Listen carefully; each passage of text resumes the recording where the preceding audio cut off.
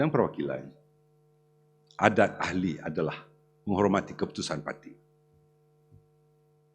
Bila perwakilan sekalian, ketua bahagian yang ada di sini mengadakan persidangan daripada 190 bahagian yang telah bersidang, sebanyak 180 bahagian telah bersetuju agar pemilihan parti diadakan selepas pilihan raya umum.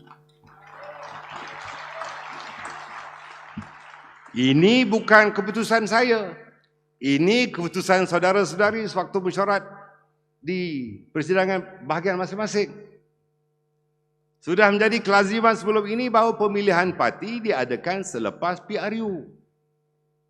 Bertahun-tahun ia diamalkan. Adakah wajar kita mengubah tradisi ini?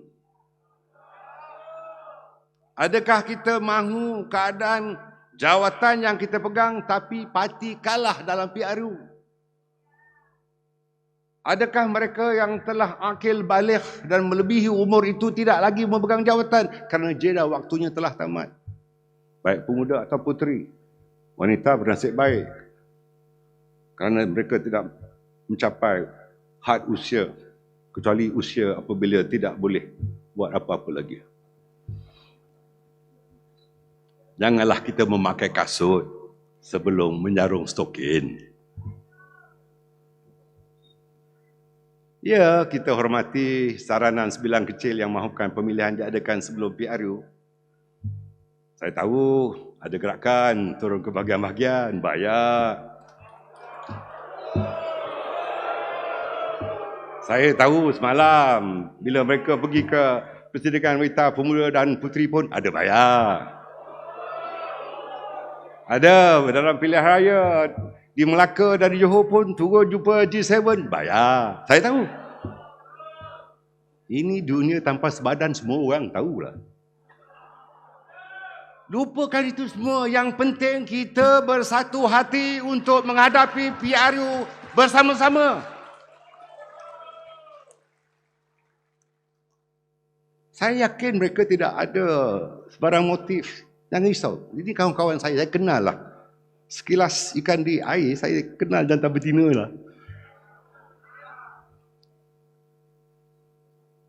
Kita sudah tetapkan mengikut persetujuan pendaftar pertubuhan. Kita sudah tetapkan mengikut persetujuan pendaftar pertubuhan bahawa pemilihan parti mesti diadakan pada akhir tahun ini. Atau secara tepatnya sebelum 29 Disember 2022. Ketika itu siapa pun boleh bertanding. Jawatan Presiden, kalau Tok Mat berani, tanding. Jawatan Timbalan Presiden, siapa berani, lawan Tok Mat. 3 jawatan naib Presiden, lawan. Kita tak takut lah. Kita tak takut. Jangan gunakan duit. Jangan. Budaya ini buruk. Ya, duit adalah segala-galanya. Bukan segala-galanya kerana duit. Bukan saya tak tahu sekarang ada pair-pair, pasangan-pasangan. Ada cai. Ada papan. Saya tahu. Jangan ingat Presiden tak tahu. Presiden dulu pernah jadi Menteri Pertahanan tahu. Ada intelijen di bawah dia. Presiden pun pernah jadi Menteri Dalam Negeri. Ada juga SB bawah dia tahu. Tahu. Siapa cabinet manager dia, siapa chief manager, siapa financial. Saya tahu. Cukup. Kita tumpu dulu. Penyatuan parti untuk PRU. Betul? Itulah keutamaan kita. Siapa mahu PRU dulu?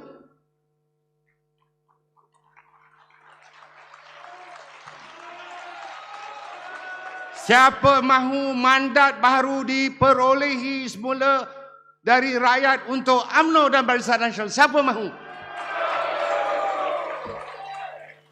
Siapa mahu pemilihan parti dulu?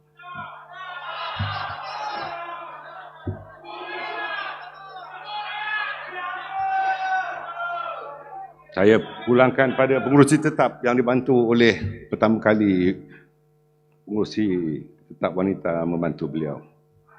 Itu sebab daripada mula ucapan hingga sekarang, pengurusi tetap kita cukup mempunyai daya tahan kerana beliau tidak pergi mandikan budak pun. Budak lama. Dalam perwakilan, saya bersyukur kehadrat Allah SWT kerana diberikan peluang memimpin parti ini dan mempertahankannya daripada pelbagai serangan termasuk percubaan untuk melumpuhkannya. Kita kenal pasti mereka, namun semangat kepartian dan setia kawan mengatasi segala-galanya. Biarpun saya perlu ada some benefit of the doubt, yang paling saya utamakan ialah kepentingan parti dan kelestarian parti, penyatuan di dalam parti dan rasa kekitaan di kalangan kita. Saya mungkin dilihat banyak berdiam diri, tidak membalas komen, bersikap tolak ansur, termasuk dari orang yang pernah saya lantik atau sedang saya lantik. Namun tidak bererti saya tidak ada perasaan, saya leka. Janganlah uji saya banyak-banyak. Usahlah asak saya sampai ke dinding. Benar, saya tidak masum, saya tidak sempurna. Setiap perbuatan kita perlu ada hadnya. Saya tidak ambil kisah dengan serangan orang luar. Allah bisa tegal biasa, tetapi saya kecewa dengan mereka yang menjadi api dalam sekam, gunting dalam lipatan.